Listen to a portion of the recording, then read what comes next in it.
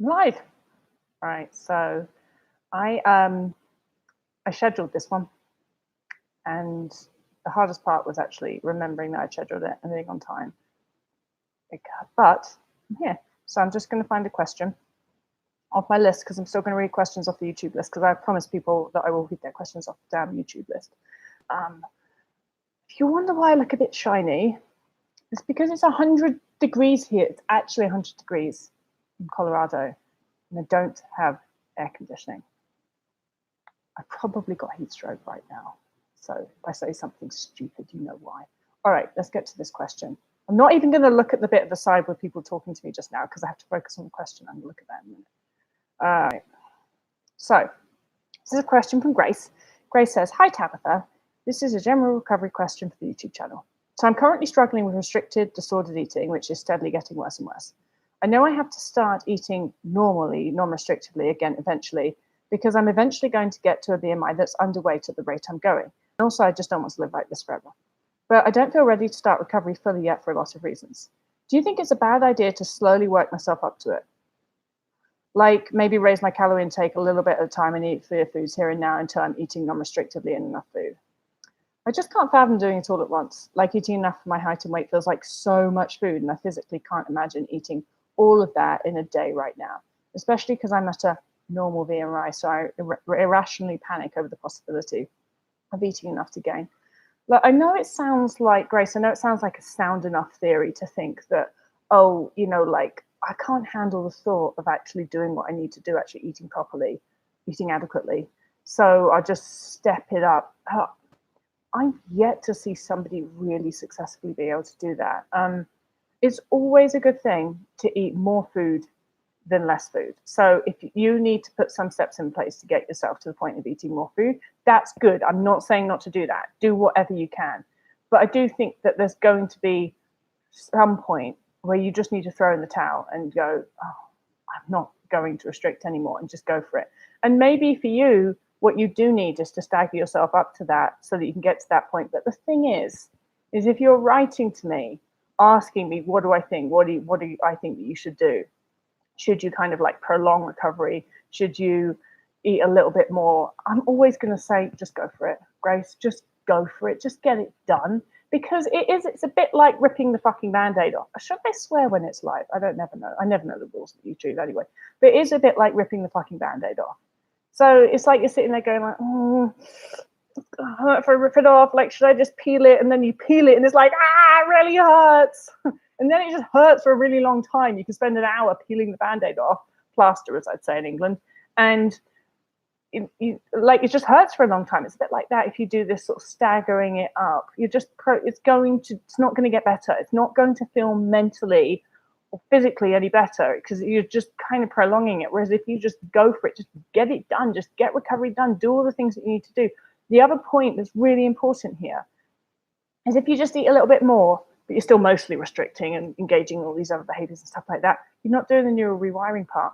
And if you're still acting as if you're scared of weight gain, which I know you are because you wrote it, if you're acting as if you're afraid of weight gain, you are not going to be doing the rewiring of your brain that's needed for the negative body image stuff.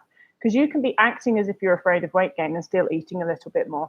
So that means you might gain a little bit of weight, which is a great thing. Don't get me wrong, that's great.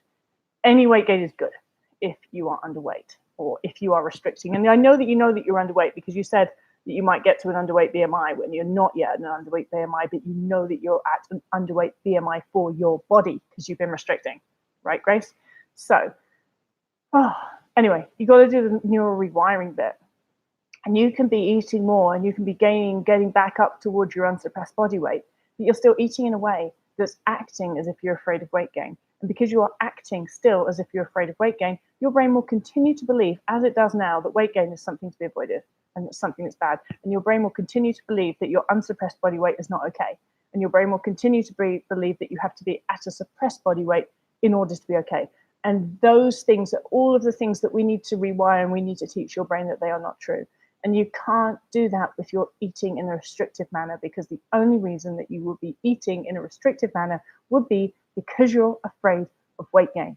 So you are acting as if you're afraid of weight gain if you restrict. And if you are acting as if you're afraid of weight gain, your brain is not going to learn that your unsuppressed body weight is nothing to be afraid of. You keeping up? All right, good. I hope that helps, Grace. So, all right. Lily Johnston. I want to commit. Fear just always gets in the way of actually doing that part. It feels very wrong to sit in my house all day, purposefully eating for weight gain. I'm not sure how you can help. I'm not sure how I can help either. All right, so the bit that you need to understand about recovery is that the things that are right are going to feel wrong. The reason they're going to feel wrong is because you haven't been doing them for a while. So your brain's like, that's not general operating procedure to sit at home and eat all day. That's wrong. And so, but you know that it's actually the right thing to do, or at least your non-eating disorder brain knows that it is the right thing to do. And so you have to get used to doing something that feels wrong, but also at the same time kind of feels right. And you just got to kind of get used to sitting in that. Like there's going to be, for a while you're in recovery, there's going to be a part of your brain that's like, this is wrong, this is wrong, this is wrong, this is wrong, alert, alert, alert, wrong, wrong, wrong. You just got to get used to that being there. It's a bit like, you know what, once a house sat at someone's house. It was actually a horrific experience because they were in Dubai or somewhere like that, and fucking fire alarms started to go off in the house. And it was just this fire alarm going off, and I couldn't even find the fire alarm to shut it down. And they just bought the house. So I managed to get hold of them in Dubai, and like the fire alarm's going off. And they're like, we've got a fire alarm? But no, it wasn't a fire alarm, it was a burglar alarm. And they're like, we've got a burglar alarm? I didn't even know we had a burglar alarm. No, we don't know how to turn it off. They've only lived in the house like a couple of months. So they've got all these animals in the house that I'm supposed to be looking after. So I can't just leave. And I actually really did shove like cotton wool buds and earplugs in my ears. And I was just like, all right, then I may as well get used to the burglar alarm going off and carry on. And it's just kind of, I had to get used to it and just kind of ignore it. It was there the whole time. I had to ignore it. That's what you have to do with the feelings of wrongdoing when you're in recovery. It's like a burglar alarm or a fire alarm or both of them. They're going off and you just got to be like, all right, well, I'm just going to try and watch some telly and eat some food while that's going off. And after a while, I kind of didn't notice the burglar alarm. And it's a bit like that in recovery as well. Like after a while, you spend so long ignoring the freak out that you stop to notice it. Anyway, that's what you need to do. I hope that maybe that helps. I don't know. All right. Oh, God. Okay. This is from Teal Dragonfly. I gained weight to an okay BMI, but I'm still underweight for my body and far from my pre-eating disorder weight. I'm so scared to go any further. I hate my body so much. Now is how do I go further? Well, you got to rewire the fear of weight gain. And the annoying bit about this, Teal Dragonfly, is that fear of weight gain is not going to go anywhere until probably you're close to being fully recovered. So it's a bit like the burglar alarm again. It's like you've just got to get used to that fear of weight gain being there and sitting right next to you. And you got to do it anyway. You know that you are under the weight that your body should be. It doesn't matter if it's statistically underweight BMI or not. None of that matters. You just know if you've been suppressing your natural body weight, you are underweight that your body would naturally be had you not been taking measures to suppress your natural body weight. You know that is true. And so you know you've got to get back to your unsuppressed body weight. And you've got to force yourself to do it sometimes. And you've got to force yourself to be okay with the thought of your unsuppressed body weight. But all more importantly, you have got to act as if you are not afraid of weight gain. Like, I don't expect the fear of weight gain to go anywhere. Like I said, it's going to be a burglar alarm going off in your head. You just got to get used to it being there and do what you need to go and do anyway. You've got to act as if you are not afraid of weight gain in order for your brain to learn that weight gain is nothing to be afraid of. I know it sounds backwards, but that is how our brains learn. Our brains learn by what we do, what we pay attention to, the thoughts that we think, the words that we hear, the words that we say, all of those things. And so you have got to act as if you are not afraid of weight gain, even though you are afraid of weight gain. Think about the actions. Like, don't let it allow you to restrict. Don't let it allow you to choose a lower calorie food. Choose the scariest foods. Just act as if it's not even a thing. You're not scared of weight gain at all. Make that be true in your actions, even if it's not true in your head. And one day, eventually, it will be true in your head. Wait a minute, we've just got to stop and look at Dave. She's so insane. I don't know if you can see her. Dave, what are you doing? You hot? She just lies there like that all day. I've never known a cat like it. She lies up on her belly. I scratch it and everything. She doesn't even mind. Most cats would claw your head off if you did that. She loves having a belly rub. It's more like a dog, actually. She She's looking at me the whole time now that I'm talking about her. Yes, that's Dave. All right. I don't know if you guys can even see anything when I turn my laptop around, by the way. You probably just got nothing, couldn't even see her at all. But anyway. All right. One more. Oh, someone says, hello, beautiful. I assume that you are talking to Dave. You are so beautiful. She knows it, by the way. Don't need to tell her. Oh, your cats love having their belly rubbed? Oh, it's just not you. It's not just you. Other cats like having their belly rubbed too. I think she's fast asleep now. Okay.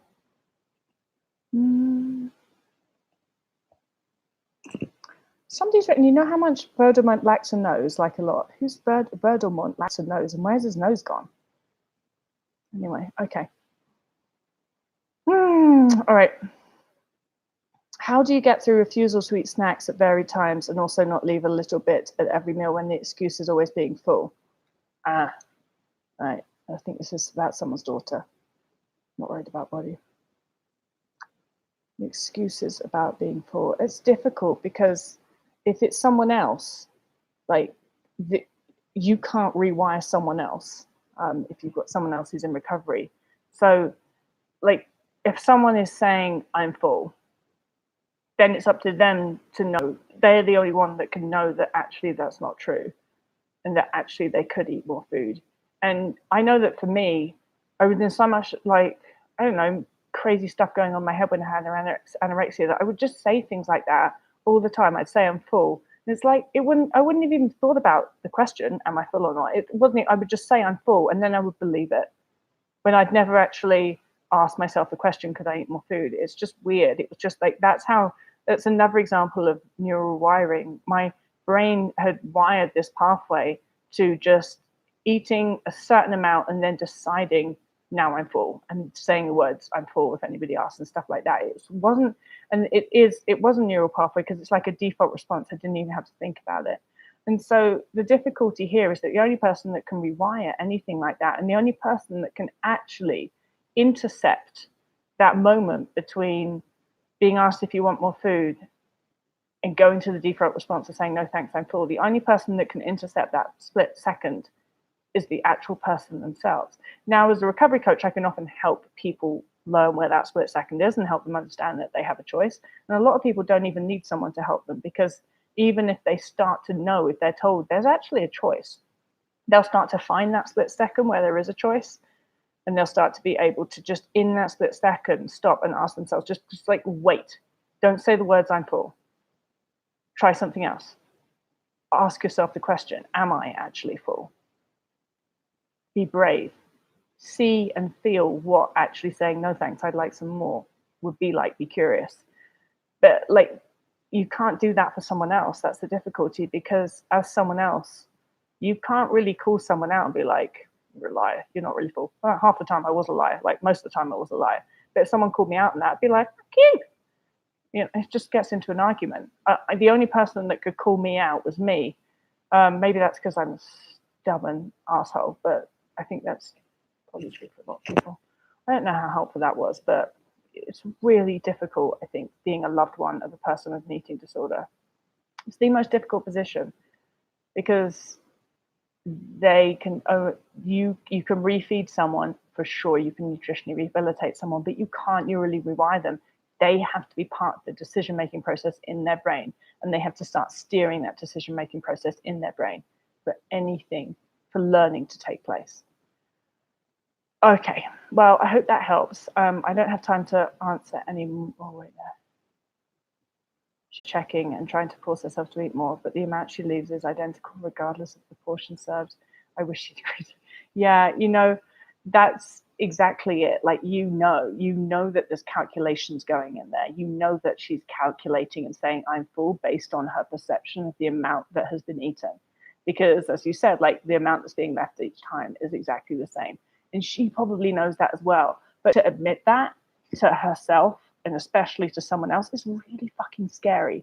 Because as soon as you admit, actually, even it, like for me, as soon as I admitted to myself, or even allow myself to think about the possibility of admitting to myself, actually, I could eat more food, that was terrifying, because suddenly the eating was an endless possibility. When would I ever stop eating? If I admitted for a second that I could eat more food, it's like all of the restriction had to stop. If I allowed that to be true for a second, the possibility that I could eat more food, it was like that just opened the door to so much food that it completely overwhelmed me. And so I wanted to stay in that safe little box of I'm full and believing myself that I was full. And I kind of always knew I wasn't, but I wouldn't admit that because it made me feel so vulnerable and scared and overwhelmed to admit, to even ask myself the question, could I eat more food?